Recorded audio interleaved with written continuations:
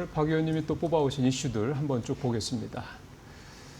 자, 일단 전체적으로 한번 목차부터 뽑아보죠. BNK. 예, 저 얘기는 한번 좀 저도 여쭤보고 싶었고, 하이닉스에 대해서 사실상 저게 매도 리포트라고 보면 됩니다. 우리나라는 매도 리포트가 공식적으로 드물기 때문에. 그 다음에 리노공업. 아까 보니까 살짝 약보합이 돼요, 오늘도. 네. 예, 어쨌든 저 얘기도 좀 듣고, 액면병합 있고, 예, 도요다 혼다 저 얘기도 좀 있었죠. 그리고 마지막에 차세대 전력 발전체 R&D 요 얘기는 오늘 좀 별도로 좀 자세히 또 뭡니까 이제 스크린 앞에서 한번 또 설명을 더 좀 자세히 좀 해주시는 걸로 하고요. 첫 번째부터 좀 가보겠습니다. 이게 어제 별로 시장에 영향은 없었던 것 같습니다. 장중에 이제 뭐 나온 거긴 한데 어제 증권 뉴스 중에서 가장 많이 반복 송출된 뉴스가 맞습니다. 제가 봤을 때는 이게 아닌가 이제 생각을 뉴스로는 엄청나게 많이들 썼어요. 이제 BNK에서 이제 나왔는데 성함만 보면 이제 뭐 애널리스트의 성함이나 이런 게 중요하진 않습니다만은 약간 좀 여자 애널분인 것 같은데 목표 주가는 이제 유지를 했죠. 130만 원. 목표 주가 130만 원 유지가 좀 의미가 없을 정도의 지금 하이닉스 가격이랑 이제 거의 같은 가격인데 왜 이제 이 애널분이 이제 이거를 이제 목표 주가를 하향을 했는지 사실 이게 목표 주가가 아니라 이제 투자 의견을 보유로만 이제 하향을 했는지 그게 중요한데요. 일단 2분기까지는 이 애널분의 어떤 리포트 내용대로라고 하면 2분기는 상당히 좋다라고 합니다. 60조의 영업이익을 이제 본다라고 하는데 이제 하반기서부터 하이닉스가 조금 약간 꺾인다 이거죠? 그렇죠. 기대치에 좀 약간 못 미칠 것이다라고 하는데 그 기대치에 못 미친다라고 하는 이유가 사실 제일 중요한데 그러면 HBM4를 콕 집어서 좀 얘기를 했더라고요. 네. HBM4가 이제 기존의 HBM3E보다는 이게 일단 상대적으로 수익성이 좀 약간 낮은 어떤 부분이라고 얘기를 좀 했는데 HBM4가 네, 그렇죠. 저희 쪽에서도 과거에 한번 다루긴 했었습니다만 HBM4 같은 경우 하이닉스는 이제 베이직 다이를 TSMC에서 받아서 쓰기 때문에 그것 때문인 것 같기도 하고 그래서 이 HBM4의 매출 비중이 늘어나는 게 이제 하반기이기 때문에 수익성이 상대적으로 좀 상반기 대비해서 좀 저조할 것이다라는 부분들을 좀 예를 들었고 또 하나 이 부분은 시장에서 좀 확인은 안 됐습니다만은 하이퍼스케일러들 설비 투자가 3월 이후에 지금 주춤하고 있다라고 글쎄 그 얘기도 있대요. 단서를 좀 다른 부분이 일단 팩트 체크가 다 됐으니까 이거를 이제 리포트화 시키셨겠습니다만은 엄청난 그 포화를 당한 이제 댓글에서 그런 뭐 뉴스 중에 1위가 아닌가라는 좀 생각을 해서 골라봤습니다. 쉽지 않습니다. 저런 리포트를 쓴다는 게 지금 기억에 예전에 2차 전지 한참 잘 나갈 때 모 증권사 애널리스트가 2차 전지 쪽에 저렇게 피크아웃 얘기를 했다가 뭐 길거리 지나가는데 투자자가 뭐 이렇게 붙잡고 뭐 이렇게 뭐 실강의를 벌이는 게 기사화될 정도로 이게 사실은 이런 시장 상황에서 이렇게 반도체가 이렇게 잘 나가는 상황에서 사실상의 매도 리포트를 그것도 SK하이닉스에 대해서 쓴다라는 건 굉장히 큰 용기가 또 뒷받침되지 않으면 어려운 일이긴 합니다만 냉정하게 또 살펴보는 것도 냉정하게 살펴봐야 되는 거니까요. 사실 이 부분에 대해서는 그러니까 피크아웃 문제에 대해서는 월가에서도 계속 논란이 있고 뭐 우리나라에서도 있을 수 있습니다. 대놓고 얘기를 못할 뿐인 거지 생각이 있지만 그래서 이게 사실 나온 김에 뭐 저도 뭐 오늘 뭐 박 의원님도 그렇지만 좀 이따 나올 이동구 대표님하고도 여쭤보려고 하고요. 오늘 또 저 마지막 코너죠. 이코노미톡 시간에는 염승환 LS투자증권 이사 나오십니다. 염승환 이사님한테도 똑같은 질문을 하려고 합니다. 그래서 여러분들께 이게 생각이 다 각자 다를 수밖에 없기 때문에 어떤 것들이 좀 차이가 있는지 말씀을 좀 들어보는 시간을 갖도록 하겠습니다. 그래서 시간이 좀 많지는 않습니다만 박 의원님도 어차피 생각을 하셨을 테니 짧게 어떻게 생각하세요? 이 리포트에 대해서요? 네. 이런 의견에 대해서. 이런 의견을 뭐 내는 것은 우리나라의 어떤 이 증권계통 리포트 문화가 상당히 좀 약간 성숙 단계에 진입하고 있는 초창기라고 이제 볼 수도 있고 당연히 이런 건 나와야 되는데 다만 뭐 이런 팩트 체크를 떠나서 저는 이런 것들에 대해서 이제 보유자들 분들이 불안해하는 것은 상당히 좀 제 표현은 좀 약간 촌스럽다고 생각을 하고 있거든요. 본인 종목에 대한 확신이 없으니까 이런 리포트들에 대해서 악성 댓글을 달고 그러는 거거든요. 근데 제가 만약 SK하이닉스를 갖고 있는데 이런 리포트가 나왔다라고 하면은 이런 의견도 있을 수 있구나. 내가 계속 업데이트를 해봐야 되겠다. 이런 식으로 접근을 해야 되겠고요. 이제 이 리포트 의견에 대해서 말씀을 드리면 일단 저도 그 HBM4와 관련된 어떤 수익성 적인 부분은 한번 이슈로 다뤘듯이 맞아요. 약간 좀 떨어질 수 이제 삼성전자 대비해서는 좀 약간 약세일 수도 있습니다. 그 부분은 팩트고 가장 중요한 거 이번에 이제 이번 주 말에 몰려 있는 이제 하이퍼스케일러들 일단 실적과 그다음에 자본 지출과 관련된 부분이 가장 중요하다고 생각하고 있습니다. 예. 그거는 저희가 아마 다음 주 월요일 정도에 요거는 우리 박 이사님이 아예 말씀하신 김에 그 내용들 한번 정리를 하셔서 그거에 대해서 이렇게 리뷰를 한번 해주시면 우리 시청자분들한테 훨씬 더 좀 도움이 되시지 않겠나 생각이 듭니다. 미리 저희가 좀 찍어놓고 월요일 날 아이템을요. 그럼 이제 아이템 잡으시느라 고생 안 하시겠죠, 그죠? 자, 이제 두 번째 아이디어로 바로 가보겠습니다. 최대 주주가 8,600억대 지금 리노공업은 우리 위원님도 여러 번 얘기했지만 너무 좋은 기업이잖아요. 이런 게 사실 그 보유자 입장에서 상당히 좀 힘든 부분이죠. 이제 뒤통수 맞았다고 생각하시는 분들이 많으신 것 같아요. 분석으로 가능한 부분이 아니기 때문에. 그렇죠. 자, 이게 사실 3월 말에 보도가 한번 있었죠. 이제 3월 말에 이제 리노공업 대표한테 이제 언론 보도가 있어 어떤 보도였었냐면 이 지분 매각과 관련된 어떤 풍문이 있는데 사실이냐라고 했을 때. 강력하게 부인을 했습니다. 실제적으로 그때는. 그래요? 네, 부인을 했는데 지금 이 대표 같은 경우에 지분이 한 34% 정도 갖고 있는데 이번에 한 9% 정도를 처분을 하죠. 이제 금액적으로는 한 8,600억 정도인데 왜 파느냐라고 이제 밝혔을 때 이 부분이 상당히 좀 저는 재밌다라고 생각을 하는데 보유주식 매각을 통한 자산 운용을 위해서 매각을 한다. 이거는 뭐 말이 좀 약간 어렵긴 합니다만 쉽게 푼다라고 하면. 지금 파는 게 가장 낫다라는 것을 이렇게 좀 어렵게 얘기를 좀 한 것 같아요. 제가 봤을 때 이 대표 같은 경우에. 그리고 이 자녀분이 이제 승가와 관련된 부분은 이제 언론 보도에 통하면은 이 기업을 이어받을 생각이 별로 없다라고 합니다. 실질적으로는 지금 지분도 아예 하나도 안 갖고 있고 그래서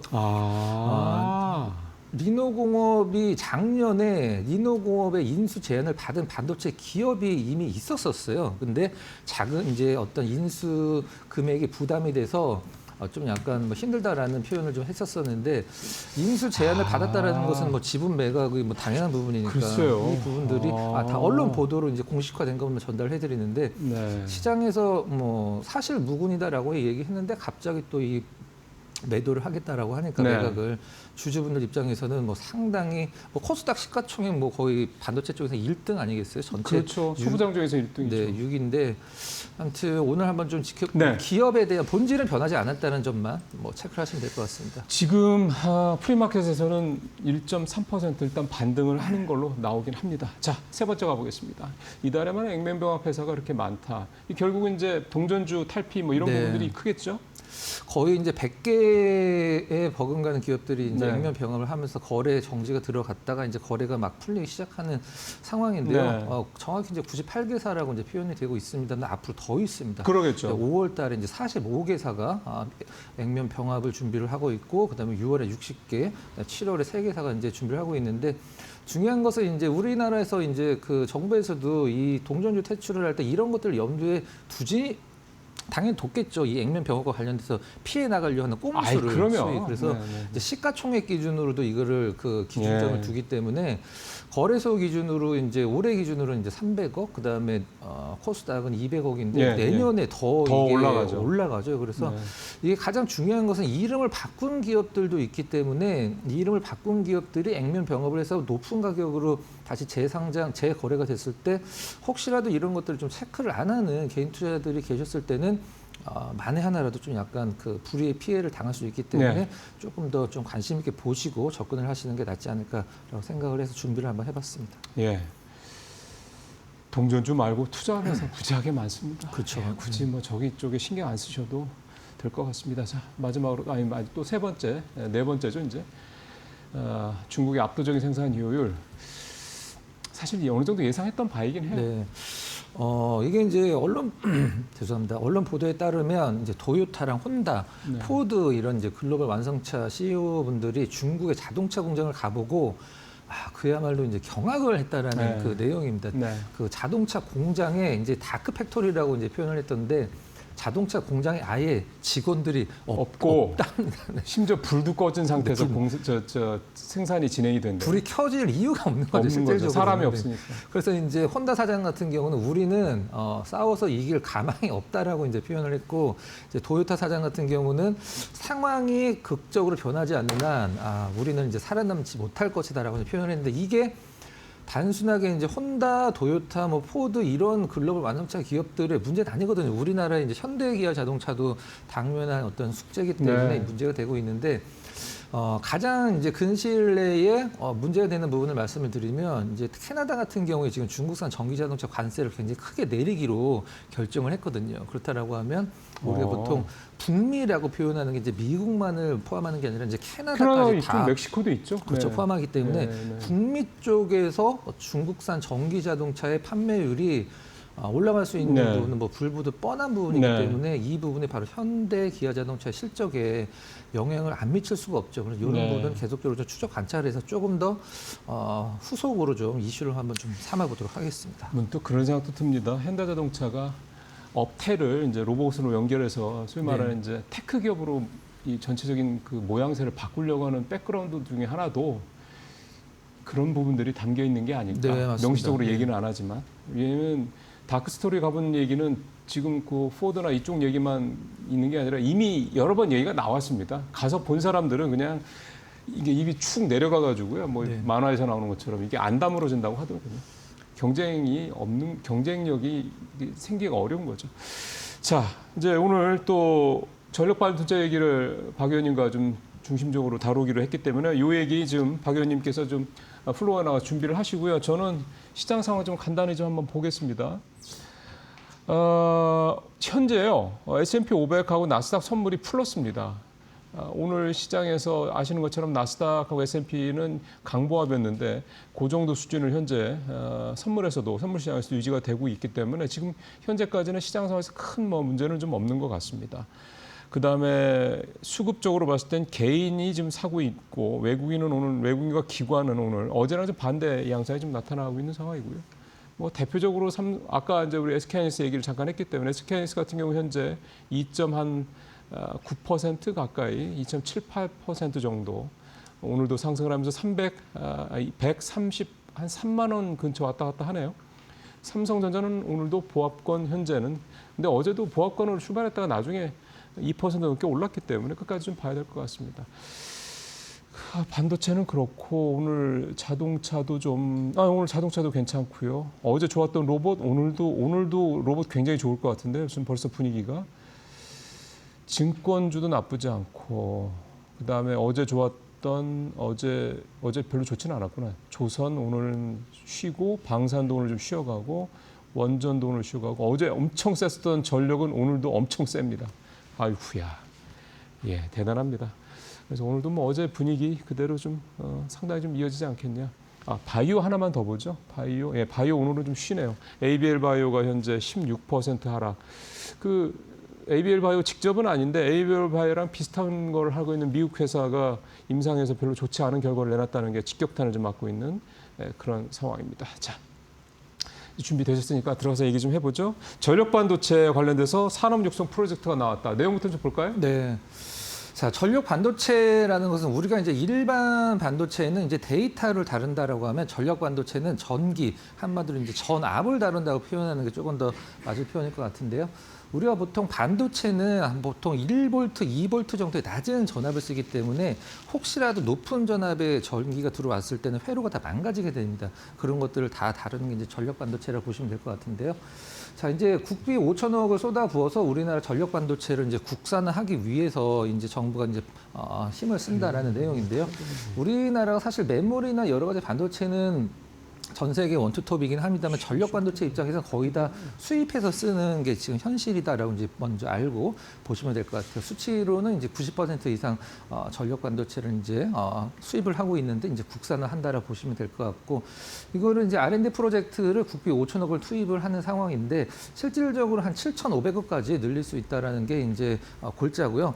다음 달 이제 차세대 전력 반도체 산업 육성 로드맵이 본격적으로 가동을 하기 때문에 관련주들이 움직일 가능성이 상당히 좀 높은 상황이죠. 실질적으로 이 얘기는 연초에도 희미하게 좀 나오긴 했었습니다만 조금 더 구체화되어가는 단계라고 보시면 될 것 같아요. 이제 수요 기업 조사를 이제 먼저 하게 되는데.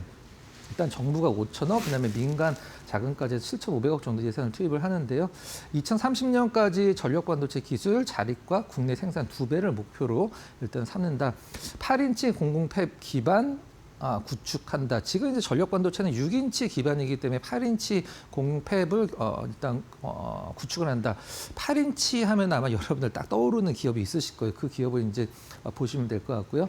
민간 파운드리로 일단 기술을 개발해서 공공에서 개발해서 민간 파운드리로 기술을 이전을 한다라는 게 목표 보시면 될 것 같고 두 번째 장에서 조금 더 살펴보도록 하겠습니다.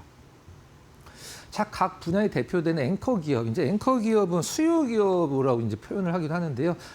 총괄 연구를 주관하는 한마디로 민간 기업이 그러니까 전력 반도체를 필요로 하는 기업이 이제 이걸 주관을 하는 상황인데 이제 에너지 그리드, 이제 AI 인프라, 이제 이 모빌리티 전기차죠, 친환경 선박, 국방, 항공 등에 이제 이 전력 반도체가 많이 쓰이는데 그 쓰는 기업들이 주도를 해서 연구를 해라. 돈은 정부에서 대줄 테니까 그렇게 이해를 하시면 될 것 같아요. 지금 이제 삼성전자, 현대모비스, 한국전력 등이 떠오르고 있는 그런 상황이라고 보시면 될 것 같아요. 후보군으로. 이제 업계 관계자, 보통 이런 거 나왔을 때 항상 등장하는 게 또 업계 관계자죠. 업계 관계자가 전력 반도체 분야는 글로벌 경쟁자들은 이미 높은 수준에 올라와 있고 중국도 다 따라가는데 우리나라 같은 경우는 아직은 우리나라 기업들이 만드는 전력 반도체는 아직은 좀 쓸 수 있는 반도체 칩이 좀 부족한 게 사실이다. 이렇게 업계 관계자가 또 한마디 거둔 부분까지 살펴봤고요. 그러면 여기서 가장 중요한 거, 우리 시청자분들 뭐 이런 내용 이제 보셨을 테니까 관련주가 뭔가 체크하시는 게 가장 중요하다고 생각을 하는데 관련주 한번 보도록 하겠습니다. 아까도 말씀드렸듯이 지금 현재 전력 반도체는 6인치 웨이퍼 기반인데 8인치 기반으로 이제 연구를 하겠다라고 밝힌 부분이 있죠. 바로 8인치 하면은 대표적인 기업이 바로 DB 하이텍이라고 보시면 될 것 같고요. 그다음 KC는 자율주행 때 가장 많이 나오는 기업이긴 합니다만은 KC도 일단 전력 반도체 관련주고 LS세미콘 저희 코너에서 소개시켜드렸는데 주가 흐름 나쁘지 않았죠. 어제 소개시켜드렸던 관심주가 또 장 시작하고 나서 한 조금 지나서 바로 상한가를 또 갔죠. TMC가. 또 그다음에 소재 장비 쪽에서는 또 EST 너무 잘하는 기업이죠. HPSP랑 좀 경쟁을 하는 기업이죠. 그다음에 RF 머티리얼즈 올해 들어서 주가 흐름이 거의 뭐 최고가 아닌가라는 생각이 한 정도가 바로 RF 머티리얼즈, 겐이나 SIC죠. 그다음에 파워넷, DIT, 광전자까지 보시면 될 것 같습니다. 이거 외에도 사실 뭐 여러분들이 뭐 그 전력 반도체 쪽을 공부를 하기 위해서 포털이나 이런 쪽에 많이 좀 약간 검색을 해 보시면 나오는 종목들이 있긴 합니다만은 너무 좀 저가주들이나 이런 종목군들은 좀 약간 배제를 했다는 점 참고로 좀 말씀을 드리고 이렇게 관련주들 한번 정리를 해 보시면 될 것 같습니다. 예, 전력 반도체. 기술이 어쨌든 계속 AI 데이터 센터의 병목은 전력 문제이기 때문에 뭐 전력 반도체는 앞으로도 수요가 줄어들 일은 별로 좀 없지 않겠느냐 생각이 좀 됩니다. 자, 오늘 관심 좀 가볼까요? 뭐가 오늘 준비해 오신 종목 보겠습니다. 오늘 빅솔론을 좀 준비를 해봤는데요. 아마 저희 코너에서 소개시켜드린 종목 중에 가장 좀 저가주가 아닌가라는 생각을 하고 있는데 그래도 시가총액은 뭐 1,000억 원이 훨씬 넘기 때문에 어떤 기업인지 먼저 말씀을 드리면 우리가 아는 이제 일상생활에 쓰는 프린터기를 만드는 기업입니다. 우리가 이제 컴퓨터 달리는 프린터기가 아니라 영수증 같은 걸 많이 뽑을 때 아니면 택배 보낼 때 라벨 같은 걸 뽑는 프린터기를 만드는 전 세계 거의 뭐 탑티어 기업입니다. 왜 이 기업을 뭘 봐야 되는지 간단히 설명드리면 영수증, 키오스크, 바코드, 스캐너는 이제 너무 당연한 부분이고 이 빅솔로는 이제 잉크로 어떤 이런 부분들을 이제 출력을 하는 게 아니라 열로 이제 출력하기 때문에 그 부분들이 이제 어떤 위에 있는 기업 중에 하나인데 가장 중요한 부분 이 부분만 체크를 하시면 될 것 같아요. 여러분들 이제 외국에서 이제 택배 시키면은 뭐 페덱스 아니면 UPS 둘 중에 하나로 온단 말이죠. 이 세계 3대 물류기업 UPS가 3,900억을 투입을 해서 차세대 물류 네트워크를 구축을 하는데 여기에 산업용 프린터가 굉장히 많이 교체가 되고 새로 들어가게 돼 있습니다. 이 산업용 프린트는 또 빅솔론의 주력이기 때문에 이 부분과 관련돼서 빅솔론이 이제 실적이 좋아질 수 있는 부분이 상당히 좀 농후하다라고 생각을 해서 오늘 좀 준비를 했고요. 작년도에 실적 상당히 좋았죠. 영업이익 159억에 전년 대비해서 68억이 나오는데 159억 중에 100억이 작년 4분기에 나왔습니다. 이게 무슨 얘기냐면 작년 4분기에 좋았던 영업이익이 올해 상반기까지 연결이 될 가능성이 상당히 높다라는 부분이 바로 이런 부분이 될 것 같습니다. 차트 잠깐 보고 마무리를 좀 짓도록 하겠습니다. 이제 거래가 좀 그렇게 많지는 않기 때문에 차트가 좀 깔끔하진 않은데요. 굉장히 오랜 기간 동안 횡보를 하다가 한 단계 레벨업 됐고 2월 달에 다시 한 2달 정도 횡보, 그다음에 오늘 어제죠. 전일 거래 한 단계 이 박스권을 깨는 흐름이 좀 나왔는데 지금 이 빅솔론이 보여주는 가격대가 역사적으로 한 5번 정도 도전이 됐던 가격대거든요. 이번에 과거에는 2010년도서부터 이 가격대를 보면 다시 내려왔었는데 이번에 아마 돌파를 할 수 있을지 실적과 함께 한번 기대를 해 보도록 하겠습니다. 자, 오늘 빅솔론까지 말씀을 들었습니다. 박 의원님 수고하셨습니다.